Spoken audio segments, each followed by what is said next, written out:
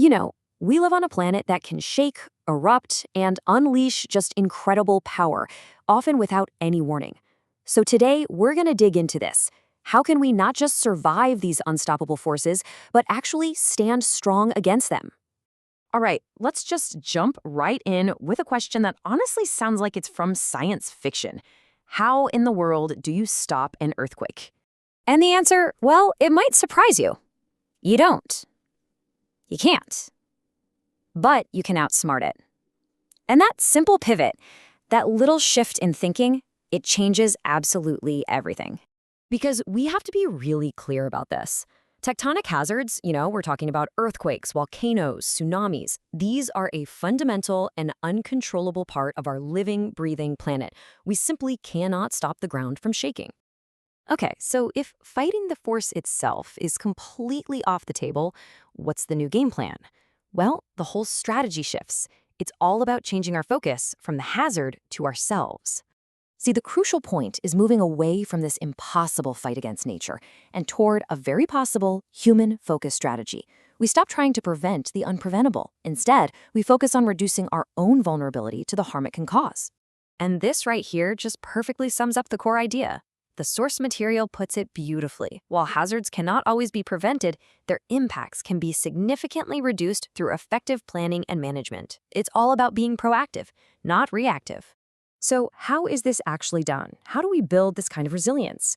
Well, you can think of it like opening a powerful resilience toolkit that pretty much any community can use to protect itself. And inside this toolkit, there are 4 powerful interconnected tools.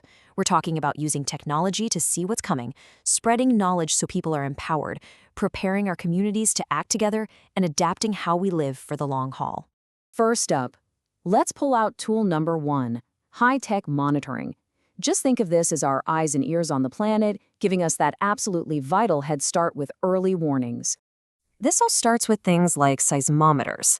These basically act like the planet's pulse monitors, listening 24/7 for the very first tremors of an earthquake or a volcanic eruption. Then we use incredibly precise GPS to literally track the ground itself as it slowly stretches and compresses and builds up stress along these massive fault lines. It's wild stuff. And we even have eyes in the sky. Satellites are constantly watching for those telltale signs that magma is on the move underground. Things like gas emissions or tiny changes in ground temperature. They give us clues before a volcano might blow. Now, what's really fascinating about this next tool, its power doesn't come from satellites or fancy sensors. Nope, it comes from knowledge, plain and simple. This tool is all about empowering people. It's about knowing that a suddenly retreating sea is a huge warning sign for a tsunami. It's about practicing drop, cover, and hold on so many times that it becomes muscle memory. Ultimately, it's about creating a whole culture where safety is a shared responsibility. Okay, so our third tool builds directly on that individual knowledge.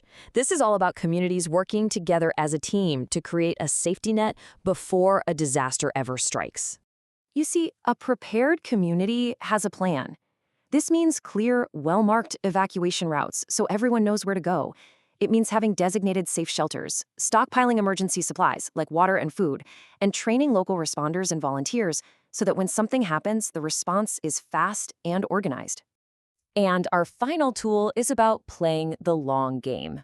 This involves making smart, permanent adjustments to the way we build our world and live our lives. And this illustrates the idea perfectly. A standard building, right? It might use rigid materials that just crack and collapse when an earthquake hits. But an adapted building? It uses flexible materials and reinforced structures that are actually designed to absorb and move with the seismic energy. They're made to bend instead of break. But adaptation isn't just about buildings. It also means really smart land use planning. I mean, this could be as huge as relocating entire communities to higher ground, completely away from known tsunami zones, to ensure their long-term safety. So there you have it, this powerful 4-part toolkit. But how do we know it actually works? Well, the proof, as they say, is in the planning. Scientists use models to simulate disasters. And what's so cool about this is how clear the results are. In a tsunami scenario with 0 early warning, the loss of life is just tragically high. But with a warning system in place, that number plummets. It shows that a single measure can save thousands and thousands of lives. And this isn't just for wealthy nations with all the expensive tech. The source material is really clear that even lower-cost strategies, things like public education campaigns and community-based planning, can massively reduce vulnerability in developing countries too. So, the crucial point, the single most important takeaway from all of this is really simple. Preparedness is power. It truly is the difference between being a victim of a natural hazard and being a resilient survivor. Which leaves us with one final thought to chew on. We've just walked through the global toolkit for resilience, so it makes you wonder, what's in your community's toolkit?